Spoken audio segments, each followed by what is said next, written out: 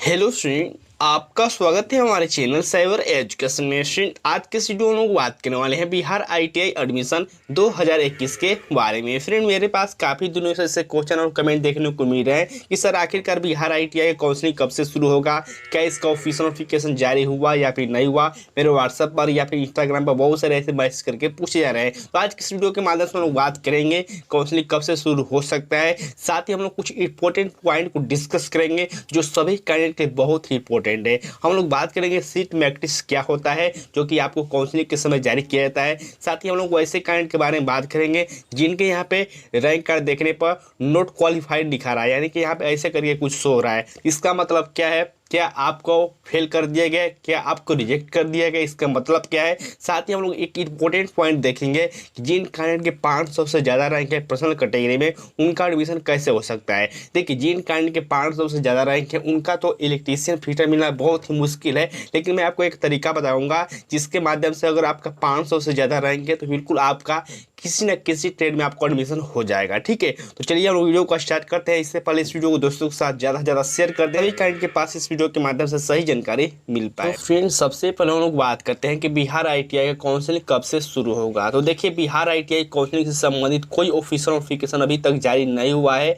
यहाँ पे देख सकते हैं कि 22/9/2021 को बिहार आईटीआई का रैंक कार्ड जारी किया गया था। हालांकि मैंने बताया था कि सितंबर के लास्ट दिनों में आपका यहाँ पे इसका काउंसलिंग का डेट जारी कर दिया जाएगा। मैंने इसलिए बोला था क्योंकि बिहार आईटीआई का जब प्रोसेस अभी चल रहा है, बहुत ही तेजी से चल रहा है। ठीक है, लेकिन अभी तक इसका कोई ऑफिशियल नोटिफिकेशन नहीं आया है। लेकिन मेरा मानना है कि यहाँ से अगले सप्ताह में आपको 90% चांस है कि आपका यहाँ पे काउंसलिंग डेट जारी कर दिया जाए। ठीक है, तो बिल्कुल यहाँ से आपको घबराना नहीं है कि इसका काउंसलिंग कब होगा। बहुत सारे कैंडिडेट मेरे पास कमेंट और यहाँ पे क्वेश्चन के माध्यम से पूछते रहते हैं कि सर बिहार आईटीआई काउंसलिंग कब से होगा। और सबसे जो ज़्यादा कमेंट आती है कि सर मेरा इतना रैंक है, मेरा एडमिशन होगा या फिर नहीं होगा। वीडियो को लास्ट तक देखते रहिए, मैं आपको बताऊंगा कि अगर आपका 500 से ज़्यादा रैंक भी है तो फिर आपका एडमिशन कैसे हो सकता है। ठीक है, चलिए हम लोग बात करते हैं वैसे कैंडिडेट के बारे में जिनको रैंक कार्ड देखने पर यहाँ पे दिखा रहा है यू आर नॉट क्वालिफाइड। तो चलिए हम लोग उसके बारे में बात कर लेते हैं। सबसे पहले मैं एक रैंक कार्ड को दिखाता हूँ। जैसे कि रैंक कार्ड आप आसानी से चेक कर सकते हैं। जब ऐसे हम क्लिक कर रहे हैं तो यहाँ पे कुछ ऐसा दिखा रहा है। चलिए मैं आपको उसका स्क्रीनशॉट दिखाता हूँ। कुछ ऐसा इंटरफेस आपके पास खुलकर आ रहा है। अगर आप चेक कर रहे हैं तो यहाँ पे देखिए साफ तौर पर मेंशन किया गया है,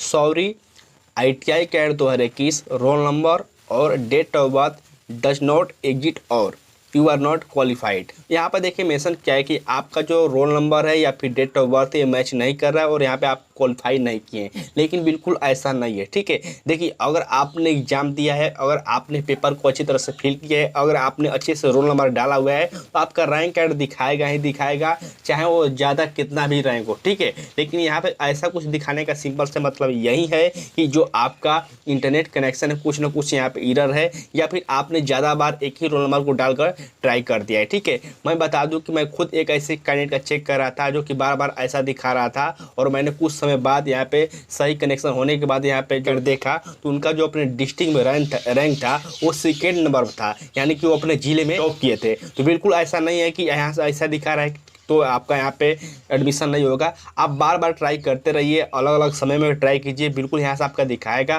फिर भी अगर आपको कोई दिक्कत आती है तो आप हमारे व्हाट्सअप नंबर पर सेंड कर सकते हैं। और बहुत सारे कैंडिडेट बोलेंगे कि सर आप व्हाट्सअप नंबर तो देते हैं लेकिन चेक करके नहीं बताते हैं। मेरा विश्वास मानिए, मेरे व्हाट्सअप पर इतने सारे मैसेज आते हैं कि मैं सभी का नहीं रिप्लाई कर सकता हूँ, लेकिन जिन कैंडिडेट का ऐसा कुछ दिखा रहा है वो ज़रूर मैसेज करें और इसका स्क्रीनशॉट शेयर करें कि सर मेरा ऐसा दिखा रहा है। जब भी मुझे समय मिलता है मैं चेक करूँगा और अगर दिखा देता है रैंक कार्ड तो मैं आपको जरूर शेयर कर दूंगा। ठीक है, चलिए हम लोग बात करते हैं सीट मैट्रिक्स के बारे में। इसके बाद हम लोग बात करेंगे कि आपका अगर 500 से भी ज़्यादा रैंक है तो कैसे आप एडमिशन ले सकते हैं। तो स्टूडेंट यहाँ से देख सकते हैं मैंने आईटीआई कैड 2020 का सीट मैट्रिक्स को ओपन कर रखा है, और यहाँ पे देखिए क्या है सीट मैट्रिक्स। मैं इसके बारे में थोड़ा सा बताता हूँ, लेकिन जब आपको 2021 वाला सीट मैट्रिक्स आएगा तो मैं आपको पूरे डिटेल में एक्सप्लेन करके बता दूंगा कैसे कैसे चेक करना है। फिर भी इसको आप समझिए कि आखिरकार बिहार आईटीआई में सीट मैट्रिक्स क्या होता है। देखिए, जब आपका नोटिफिकेशन जारी हुआ था तो उस समय आपको टोटल सीटों की संख्या बताई गई थी कि आपके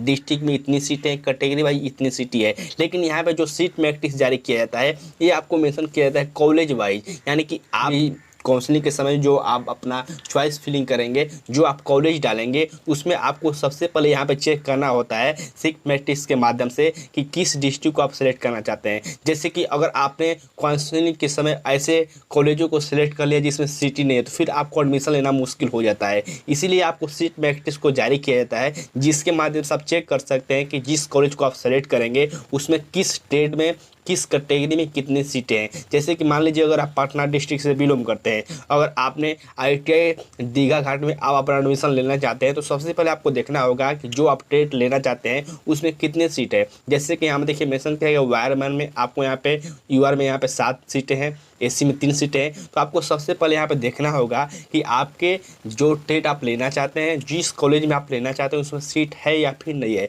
जैसे कि यहाँ पे देखिए ST कैटेगरी में यहाँ पे वायरमैन में एक भी सीट नहीं है। अगर आप इसी को फर्स्ट रेफरेंस डाल लेते हैं चॉइस फिलिंग करते समय, तो फिर आपका एडमिशन हो पाएगा, ठीक है। इसीलिए आपको यहाँ पर समझना जरूरी है कि जो आपका सीट मैट्रिक्स है क्या है। इसको सिंपल भाषा में आप समझ सकते हैं कि स्कूलों को या फिर कह सकते हैं कॉलेज की लिस्ट जारी की जाती है, जिसके माध्यम से आपको मेंशन किया जाता है कि आपके डिस्ट्रिक्ट में, साथ ही आप जिस कॉलेज में यहाँ पर एडमिशन लेना चाहते हैं कैटेगरी वाइज सीटें कितनी है। जैसे कि हम लोग एक और बात कर लेते हैं, जैसे कि यहाँ पे देखिए गया के बारे में मेंशन किया गया है, गया डिस्ट्रिक्ट में जो आपको कॉलेज है उसका नाम मेंशन किया गया है। साथ ही देखिए यहाँ पर ट्रेड मेंशन किया गया है, इस ट्रेड में और यहाँ पे इस कैटेगरी में इतनी सीटें है। तो सबसे पहले आपको चॉइस फिलिंग करने से पहले आपको यहाँ पे देखना होता है। अभी 2021 का जारी नहीं हुआ है, इसका जारी होगा तो मैं आपको पूरा डिटेल में और बता दूंगा, लेकिन मैं आपको थोड़ा सा यहाँ पे एक्सप्लेन कर देता हूँ कि एक सीट मैट्रिक्स क्या है। सीट मैट्रिक्स सिंपल भाषा में समझ सकते हैं।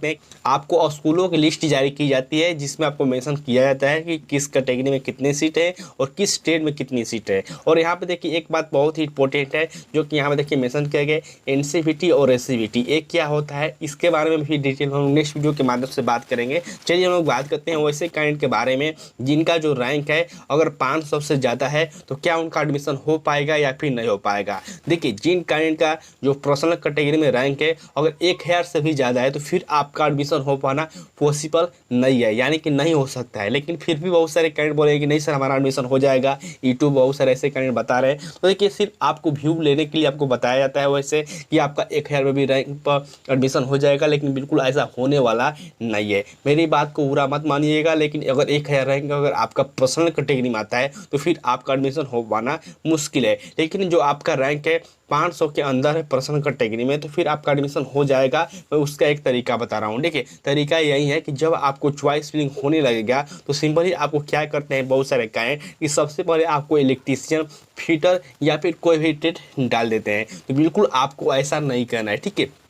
जिन कैंडिडेट का रैंक 1 से लेकर 50 के बीच है पर्सनल कैटेगरी में, वो सबसे पहले इलेक्ट्रीशियन और फिटर डाल सकते हैं। लेकिन जिन कैंडिडेट का जो रैंक है 500 से ज़्यादा है, आपको सबसे पहले इलेक्ट्रीशियन और फिटर नहीं डालना है। सिंपल सी बात है। अगर आप इलेक्ट्रीशियन और फिटर शुरू में नहीं डालते हैं, जैसे कि 10-12 कॉलेज डालना होता है चॉइस फिलिंग करते समय, तो अगर आप शुरू में यहाँ पे इलेक्ट्रीशियन और फिटर नहीं डालते हैं और कोई यहाँ पे अदर यहाँ पे कोई ट्रेड डालते हैं, जैसे कि यहाँ पे दिखा दूँ मैं अदर ट्रेड में, जैसे कि देख सकते हैं मेंशन किया गया बहुत सारे ट्रेड, यहाँ पे इलेक्ट्रीशियन और फिटर ना डालकर आप अगर एक ट्रेड डाल देते हैं, ये सब ट्रेड डालते हैं, तो फिर आपको यहाँ पर एडमिशन की चांस बन सकती है। इसलिए बन सकती है क्योंकि सभी कैंडिडेट यहाँ पे जब देखेंगे चॉइस फिलिंग करते समय, तो सभी कैंडिडेट यहाँ पे इलेक्ट्रीशियन और फिटर ही डालते हैं, जो कि बहुत ही से आप फंस जाते हैं। तो बिल्कुल आपको ऐसा नहीं करना है, ठीक है। जिन कैंडिडेट का रैंक अच्छा है वो जरूर इलेक्ट्रीशियन और फिटर डालें, लेकिन अगर आपका रैंक 500 से ज़्यादा है तो फिर आपको फर्स्ट चॉइस में इलेक्ट्रीशियन और फिटर नहीं डालना है। बिल्कुल यहाँ से एडमिशन की होने की चांस आपको बन जाएगी। और इस बार आपको 2020 वाला अभी सीट आपको यहाँ पे इसमें